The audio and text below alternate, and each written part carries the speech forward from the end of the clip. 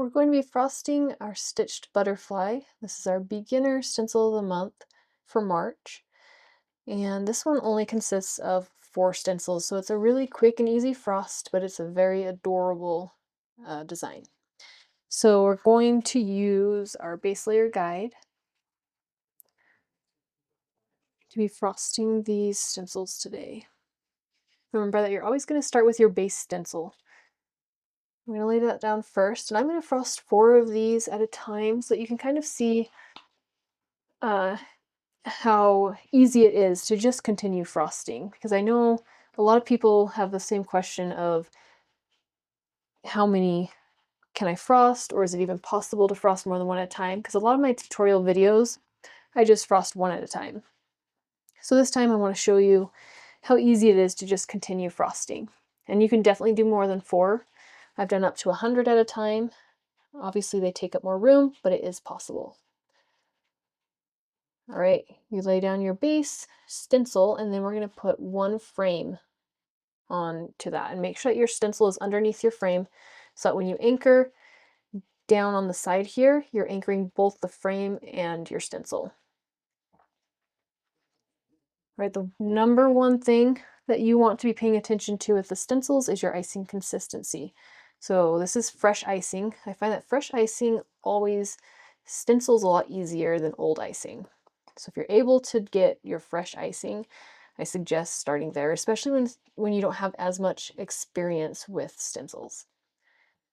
I'm just going to add a couple drops. I just have this little dropper tool, so I can add just a couple drops of water at a time, because it usually doesn't take very much to get it to the right consistency.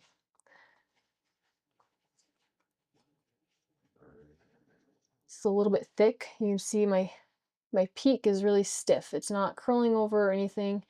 It's very stiff. So it's a little bit too stiff. I'm going to add a couple more drops of water.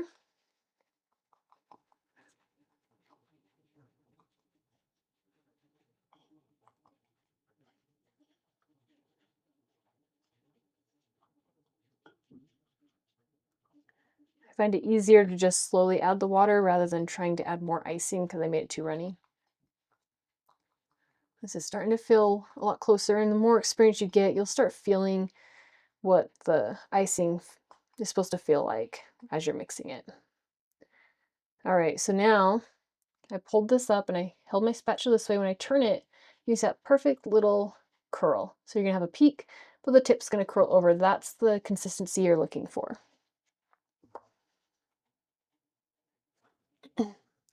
We're going to frost this base stencil. The one that says base, we're gonna frost that 3 times. And this is going to create a nice sturdy base for you so that you don't have any breakage when you go to attach this to your cookie, and they'll store a lot better without breakage and stuff like that. It'll just be a lot more sturdy. All right, so we're going to want to pay attention on this design because it has a lot of wavy edges. So you just want to kind of pull in on those parts where it kind of bumps inwards, and that's just going to tack those down so you don't have to worry about them.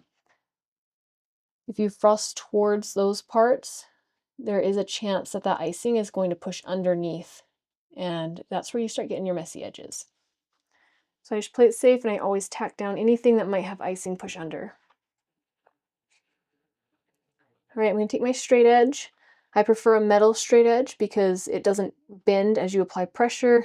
I like this really long edge because it will ride on both sides of this frame. So as long as you have something that can ride on both sides of the frame, then you can use it with these frames. If you don't have the frames, just try and keep your scraper as level with the table as possible, and then you want to scrape these very thin. You don't want a thick layer. The thicker the layer, the less sturdy your topper is going to be. It'll crumble a lot easier. All right, and I'm just wiping off that edge so that we don't have any dry icing that's going to scrape up our design. Then move on to our next spot. You don't need to clean your stencil, just move it over. And since I kind of talked a lot during all that, I'm going to make sure that my icing is still the right consistency. Seems like it dried out a little bit, so I'm adding a few more drops of water. As you frost more of these toppers, you want to make sure that you're keeping that icing consistency, the correct consistency, the whole time. So you might have to add a couple of drops here and there as you're frosting just to keep it correct. And this will keep the edges of your stencil clean, it'll keep your designs clean, and you won't have to worry about the icing drying onto your stencil as quickly, and you'll just be able to frost more and clean your stencil off less. All right, we're just going to scrape across here, and I'm just applying a nice even pressure. If you get little bits here where it kind of scraped across, where there may have been some dry icing or some dry meringue powder that didn't quite dissolve all the way, you don't have to worry about these on this layer because we're going to be layering it 3 times. And you can see that I'm just frosting it white. That's because these first 2 layers are going to be covered up, and that 3rd layer is where you're going to add the color you want your background to be, or that first layer to be. So I always just do white. It just saves me time. Don't have to mix any colors. And once it's on the cookie, you can't even hardly tell that that bottom layer is white.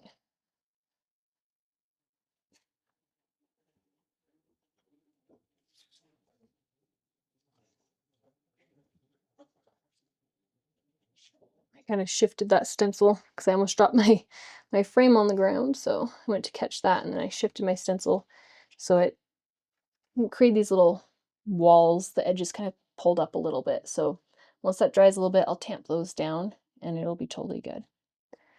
I add a couple more drops of water just to make sure that this is still the right consistency.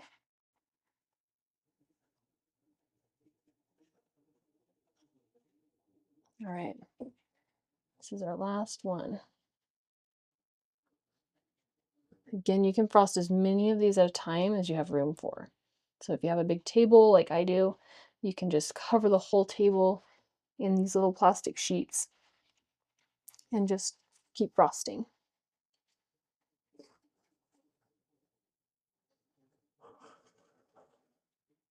Okay.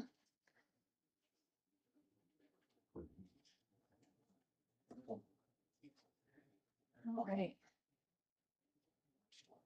This one should be dry enough that we can come back and kind of tamp down those edges that pulled up. The reason I want to tamp these down is so that the next layer, the stencil will lay flat. If there's edges that pull up and you let them dry, it's going to lift up, obviously not this extreme, but it's going to lift up that part of the stencil. So when you go to frost, you'll have icing push underneath. So you always want to tamp down anything that pulls up. Just let your topper dry for just a little bit and then you can tamp it down.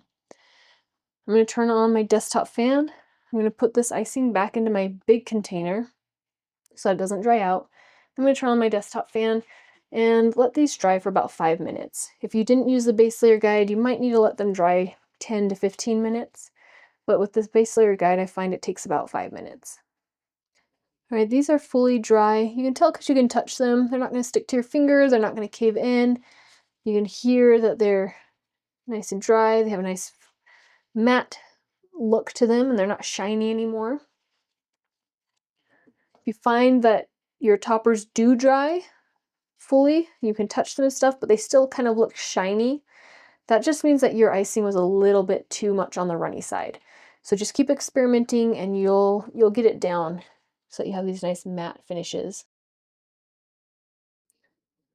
All right, we're going to do the second layer. Again, we're using that same base stencil. So we want to put one frame down because that's going to lift our stencil up to be level with that layer that we already frosted, and it will help support this stencil. I like to just make sure that my stencil is fully supported by that base layer guide. And then I'm going to add a second frame and sandwich it between the two. Now our stencil's in the middle, so the second frame is now going to be our guide for how thick we're frosting this next layer. I've already checked my icing consistency, so I'm just going to start applying it on to our topper here.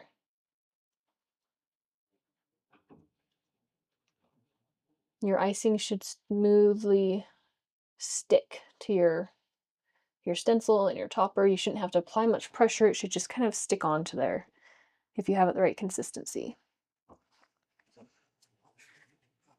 At this point, you want to make sure, especially if you have a long edge like this, you want to make sure that you're paying attention to where your other toppers are, especially if they're wet. You don't want to have this edge hanging over the other topper, so just make sure that you account for the length of your scraper and pay attention so that you don't scrape up one of your other designs.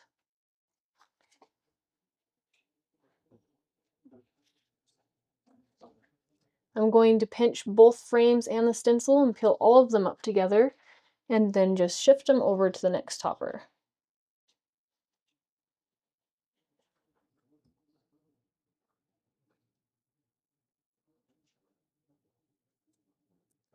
Looks like my icing is a little bit on the thick side at this point. It dries out fairly quickly. So we just need to make sure that after this one we add a little bit of water.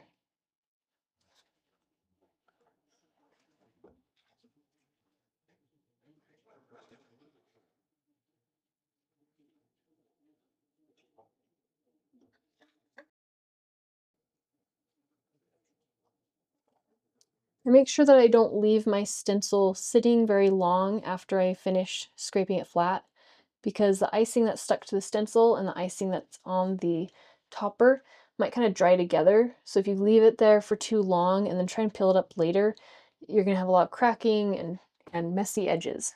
So make sure that you peel it up right away so that you don't run into that issue. I'm just adding water to my icing real quick. And you can see I'm able to do all 4 of these toppers without having to clean off my stencil, which is really nice. Just make sure that your icing consistency is correct, and you should be able to do quite a few of these before cleaning your stencil.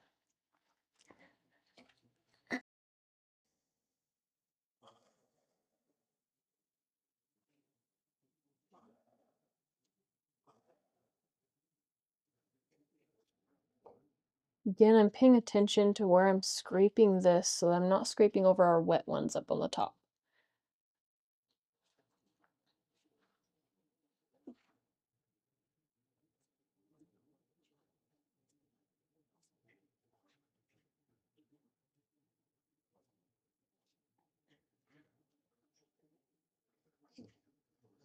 You see, I make sure that I'm still on the frame, but I'm not overlapping this other one up top.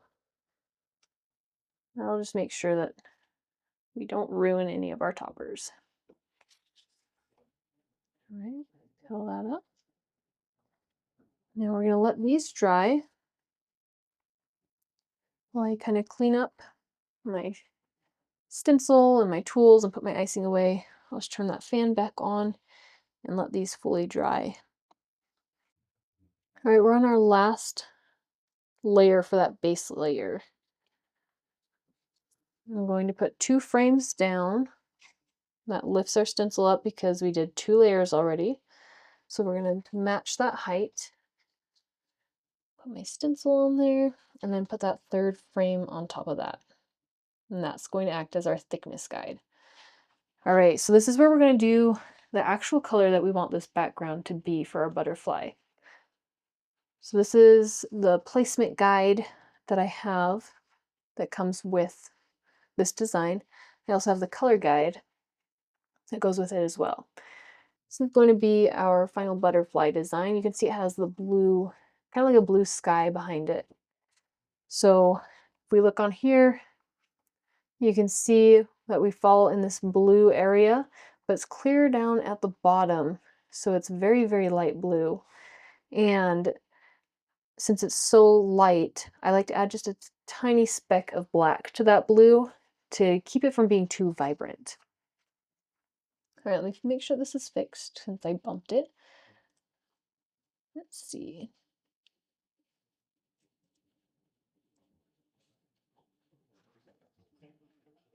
All right, I already made the blue to match the blue on our color guide.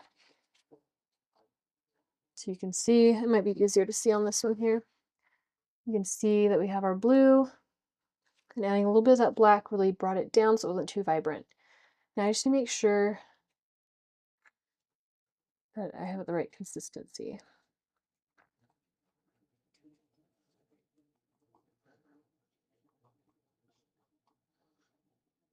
And you see that we don't use a whole ton of icing. I'm probably gonna have leftovers that I can set aside and save for a different design, but you really don't need a whole ton of icing to be able to do these designs. Also, I put my food coloring on the side because you need such little amounts of food coloring that it's easier to just tap a little dot and add it in rather than try to drop it right into your icing.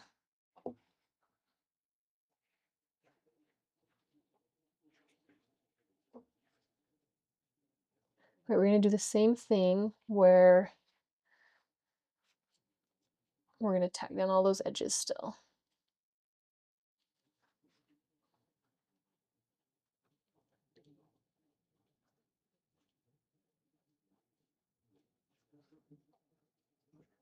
And you can come in here and just scrape across.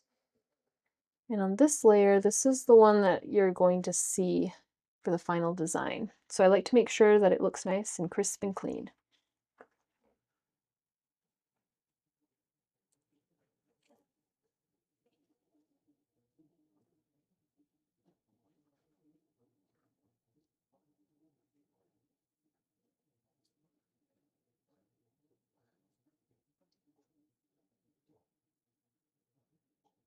Just gonna scrape some of that icing off the edge there so we don't get our frames too dirty.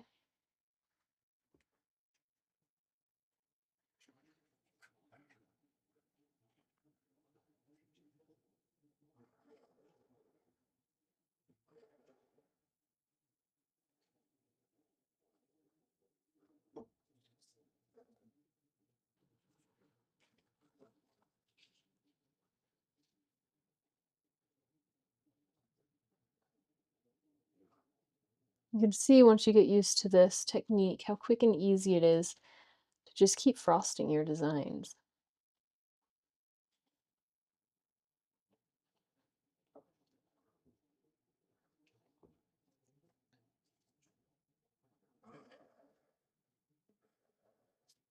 If you have any low spots, just add some icing in there and go over it again. That will fill in those low spots.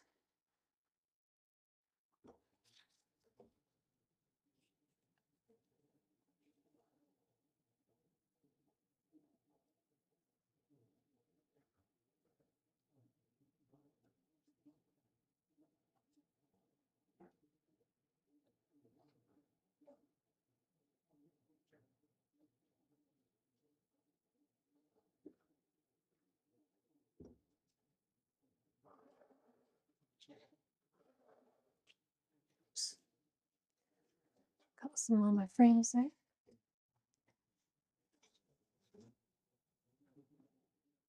Just fill that up. And that's it. So we're going to let this dry. Our last time, we are done with that base stencil. So you can set this aside after you clean it, just set it aside, and we're going to be moving on to the rest of our stencils for the actual design. Next, you're going to grab your A1 stencil. That's going to be kind of the outline and body, sorry, not the outline, the antennae and the body of your butterfly. I do like to continue using the base layer guide. I use all 3 frames, and that just helps lift the stencils up. That way my anchoring point on my stencil is a little bit higher than the table, so it keeps your stencils from kind of bending. You're going to center this so that all the way around kind of has almost like an equal buffer of that blue sky. It doesn't have to be perfect by any means. All right, this next color we're doing, this is going to be what it looks like after you frost it. And that color is your A1. You can see it's clear up here. You have your red on this side of your color spectrum, and with it being this high, you've got your black on the top and your white on the bottom. So with how high it is, you know that you're going to be adding black, and it's all the way to that left, so you're going to be using red. So I ended up doing about 2 parts red to 1 part black to get this color. You can see that you now have your nice deep crimson red. It's a very, very dark red. And that's what we're going to use for the body of our butterfly. I was able to drop my food coloring directly into the icing this time just because it's such a dark color that it's hard to oversaturate it if you just add a drop or two at a time of your food coloring. Okay. With this one, you want to pay attention to a few spots. If you look right here, you can see that we have these free-floating pieces of plastic that come down where the head attaches to the body here. That just means that the plastic comes down and it doesn't attach to anything else. It's just kind of hanging out there. You also have your antennae that you want to make sure are tacked down towards the beginning just because they're smaller details and they kind of curl around. You just want to make sure that those are taken care of. The other spots are these points here for the wings where they point in, and also down here where the wings attach to the body. So all these areas are kind of pointing into the middle here. So we want to address those first, get them tacked down, and then we can trace the rest of our design. What I'm going to do is I'm going to tack down those antennae first and then that head. And you can see I stopped before I got down to any of these other points because I don't want to push underneath those. I can frost both of these together at the same time and these because they're pointing in the same directions. I just want to make sure again that I'm not going over this other point. It's okay if you get some smudging underneath these things as you're practicing and stuff.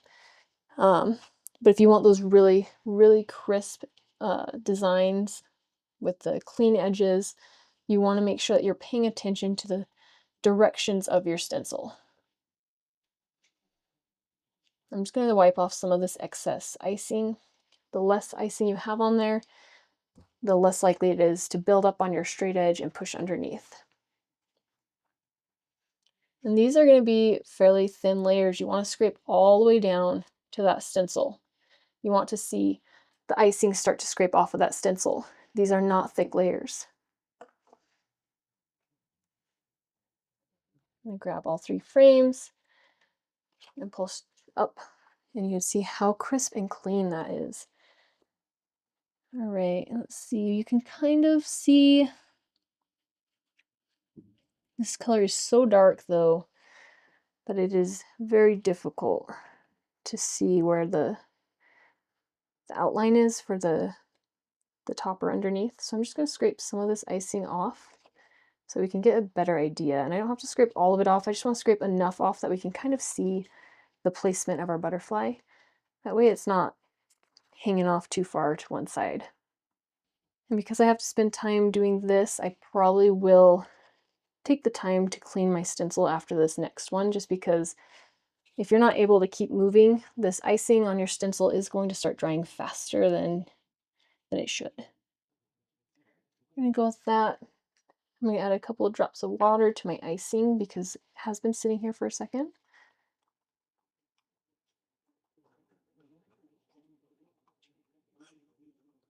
All right.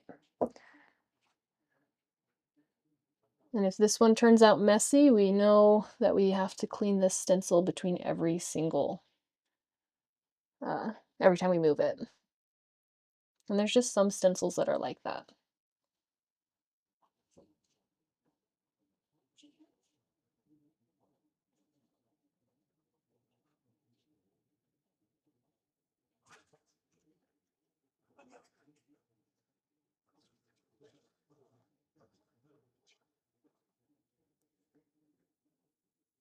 Yeah, we definitely want to clean this stencil.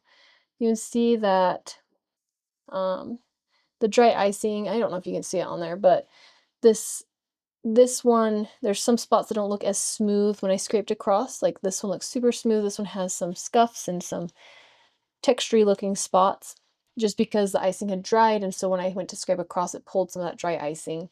And so I'm not too worried about the wings because those are getting covered up. The body looks beautiful, the antennae look good. So I'm going to go clean this stencil really quick, and then we'll frost these next 2.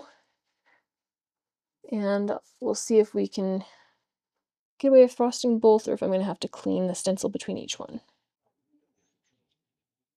When you clean your stencils and then come back to frost the next layer, make sure that your stencil is fully dry and that there's no water drops on it, because the water can eat away at that icing and kind of ruin your topper. So you should want to be aware of the fact that there's no water on those stencils. All right, let's get this lined up. Tack all that down.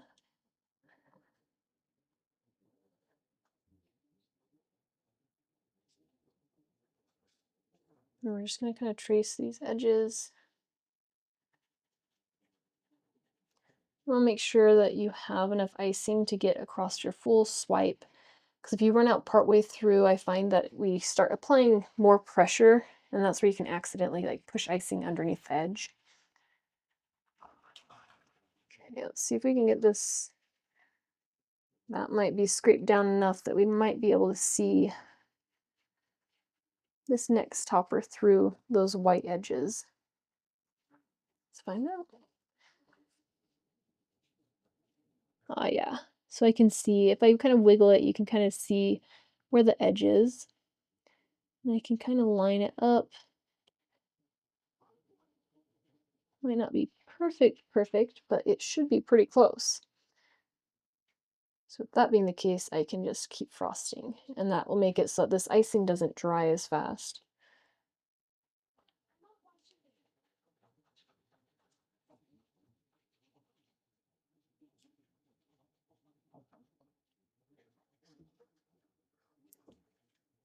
I always like to frost multiple toppers because if I mess up on something, it's not that big of a deal. I'll have extra. I always make sure I frost extra. That way, it kind of seems like, especially when you're doing more, it seems like there's always one that likes to cause issues. So if you have multiple toppers and you frost extras, because it really doesn't add much time to frost a couple extras, then you'll save a lot of heartache down the line if one gets messed up. And I just like to save my icing in some saran wrap or an airtight container. That way, if I need it later in the design, or if I have another design coming up pretty soon after, then that could use the color, then I can use it. It's already made and ready to go. I just set that aside. You can see how nice and crispy these all turned out by paying attention to those directional pieces of the stencil. Then you can go clean this off. We only frost this one time. Now that we're in our design part and we're done with our bases, each stencil gets frosted once. So these are all going to be super thin layers that just build on top of each other to finally create your butterfly. We're now moving on to our A2 stencil. And this is going to match up with your butterfly wings perfectly. So it'll make the placement really easy as we move through the rest of these designs. For this pink color of the wings, you can see this is what we're going to be doing next, right here, your A2. And that pink color, it falls clear down on the right side, down by the bottom. And this is kind of your pink side versus your red side.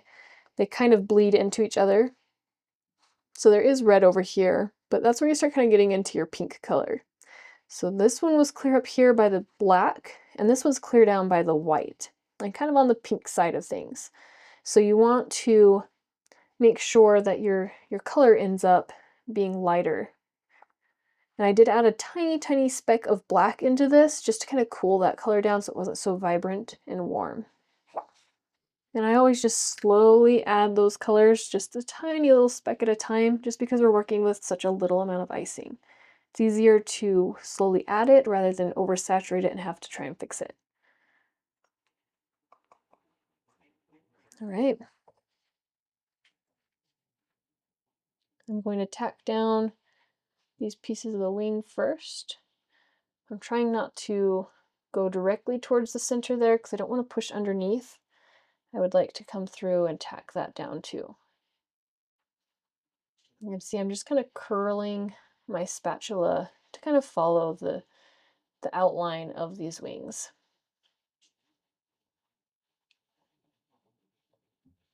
I don't want too much icing, but I don't want too little. So I'm just kind of taking some of it off. We can come through and scrape this flat.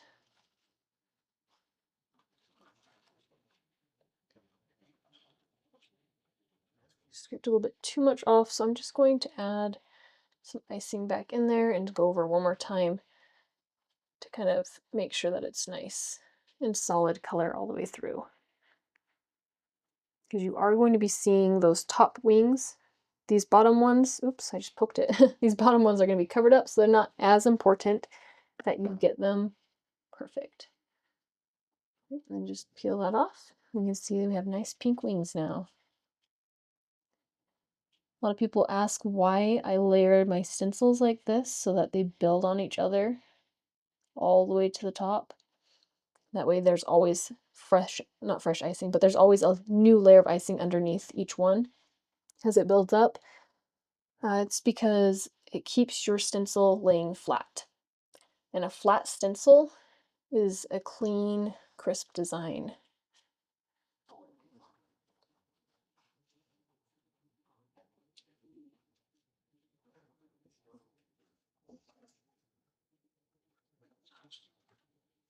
This one I'm not worried too much about scraping all the way down to that plastic because there is a dark color underneath a light color. So I tend to frost those a little bit thicker, but still, you're almost scraping all the way down to that stencil.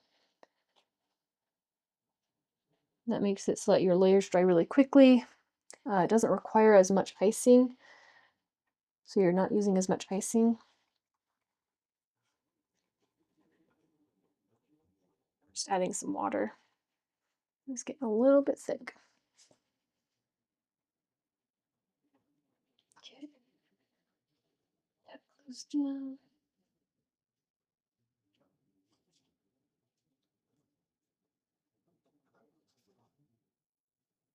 And if your stencil shifts at all, just stop what you're doing, shift it back, and finish frosting, and then see, just at the end, see if it messed up or not. Because the majority of the time, if you stop what you're doing right away and shift it back, you can save your design. All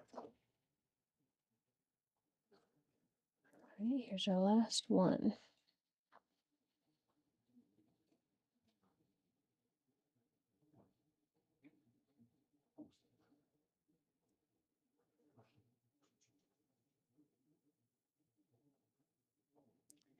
Try to make sure I have it all lined up correctly.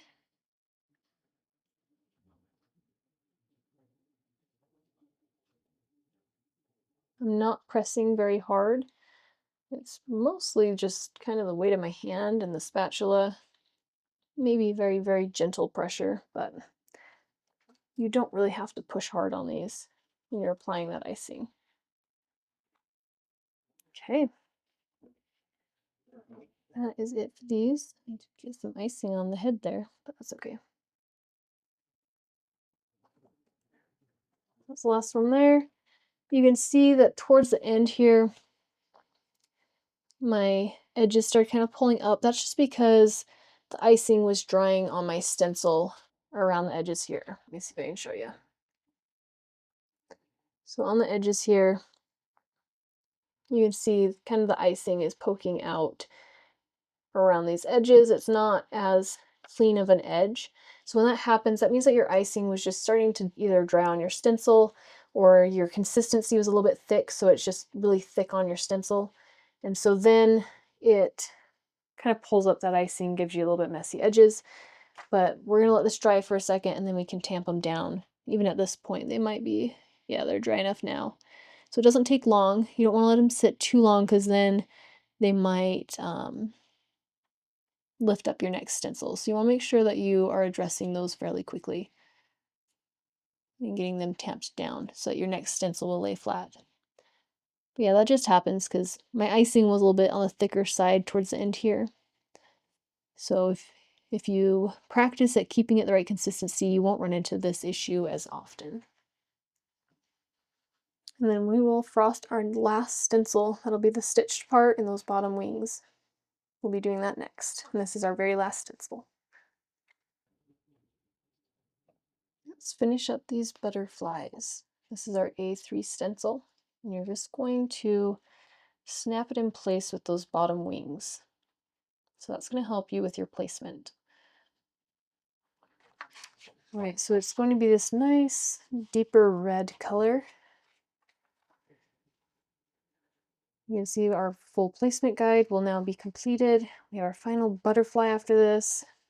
If you look at your color guide, this pink color was right down here by the white, and you'll see that the red that we're doing next is along that same line, maybe a little bit to the left, but it's just gone straight up. So it's closer towards the black side. It's more in the vibrant area because in the middle, that's where you have your more vibrant colors. So it's a lot closer into where that vibrant area is. So I took this pink color, since it's along that same line, I took the pink that we saved, I added a bunch of red to it, and then I took some of this dark red color that we had at the beginning, and I added just a little bit of that to kind of bring the color down a little bit cooler. I also added some more pink. So now we have this really nice, beautiful red color that we're going to be using.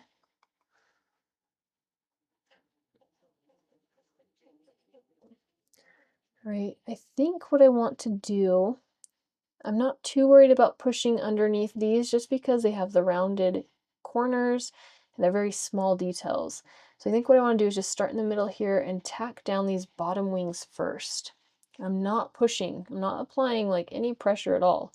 This icing is the perfect consistency. It likes to stick to that stencil, and I can just swipe right across. I'm not applying any pressure. And when you do that, you're going to end up with kind of a thicker layer of icing, but that's okay because we can come through after we've tacked everything down, and we can actually scrape a decent amount of that off and put it back in our bowl. Now that we have our icing on there, you're just going to do the same thing, scrape right across. And this is our very final layer, so you want to make sure that it all looks nice and how you want it. And there's your stitched butterfly. Isn't that adorable? I was super excited about making this design along with the stitched hen. If you haven't looked at that one yet, jump online. That one's adorable too. I just really like these stitched designs. All right, let's do the same thing. Make sure you're lined up correctly. Mine looks a little bit off. Come on. Just kind of want to snap onto those bottom wings. But you have to be at kind of the right angle. There we go. Oh, I just shifted it again. There we go. All right, tack down those bottom wings. My icing is a little bit on the thick side this time, so I will have to add more water. I should have added some. Let me do that right now. I'm gonna add just a drop to bring it back to where we need it. And then do your stitched wings, and then we're gonna scrape out the excess icing.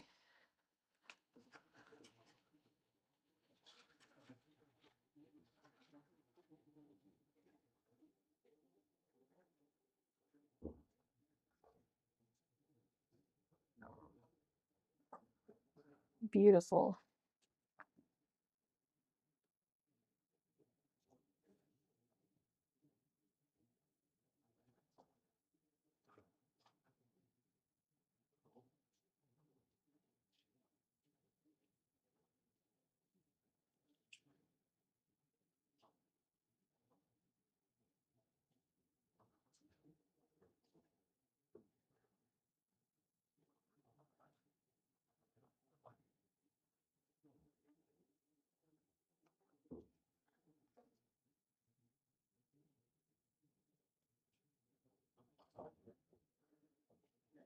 Very last one.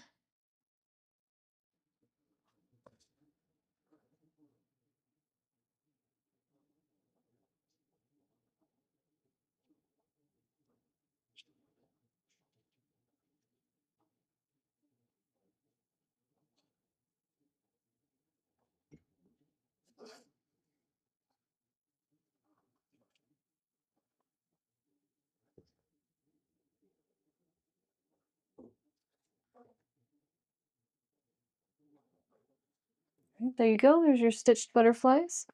They are all finished, so if you look at your placement guide, you can see that we've gone through all the steps. We now have created this into our edible topper. I'm going to let these fully dry before peeling them off. So give them at least 4 hours, but I like to let them sit either the rest of the day or overnight. That way they are for sure dry all the way through before peeling them off and attaching them to your cookies. But if you're in a rush, I've done it as soon as 4 hours and not had any issues. All right, we're back. I let these sit overnight just to make sure that they're fully dry. Now I can show you. Oh, missed a piece of tape. I always tape these down to the table so that they don't shift around while I'm frosting. All right, show you how to detach these from your plastic. There's your beautiful design. Flip it over so it's over your hand, and then all you're going to do is just curl that plastic off. It falls right off into your hand.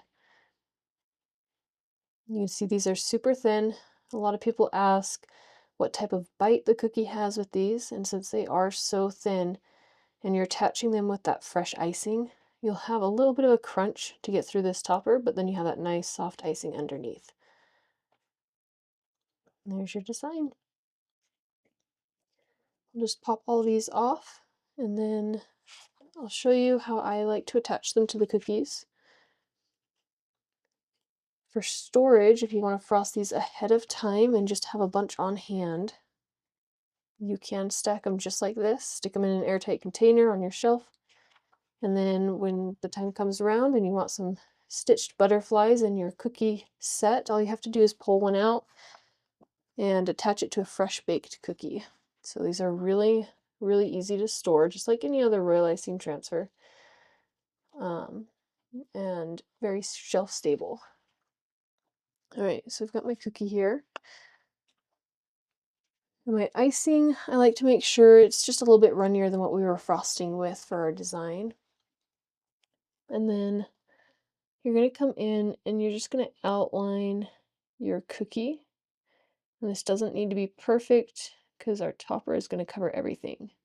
So especially if you're like me and you don't really pipe cookies very often, then it's not that big of a deal because everything will be kind of hidden up. And then I like to do just like a big squiggly. When I attach my topper, it will kind of push this icing around to fill in those gaps. You can experiment with doing more or less icing underneath. It's really all up to you. I do suggest that you don't have your icing too runny because then it could kind of soak into your topper a little bit. It might end up ruining your design. So just be careful with how wet your icing is. But other than that, definitely experiment with different consistencies or different amounts of icing. And then I like to just go through and wipe the design clean. That way it has a nice clean edge there.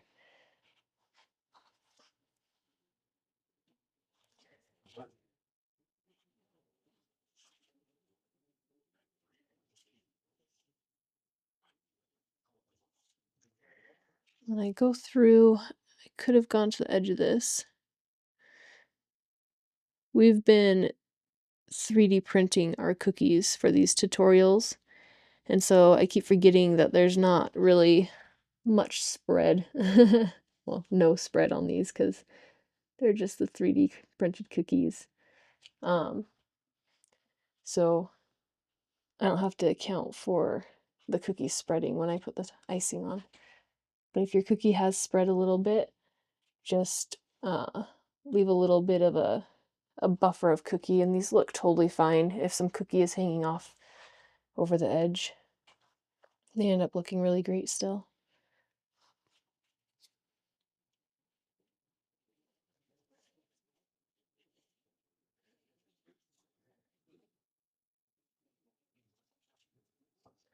I'll just fix up the top here and we'll be done.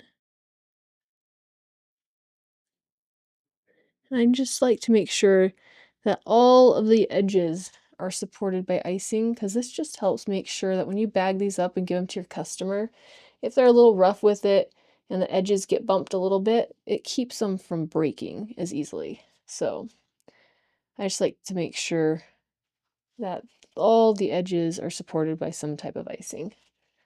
That's why you'll see a lot of my designs that I make have a background that's easy to kind of swipe that icing off right up to the edge there. But that's it.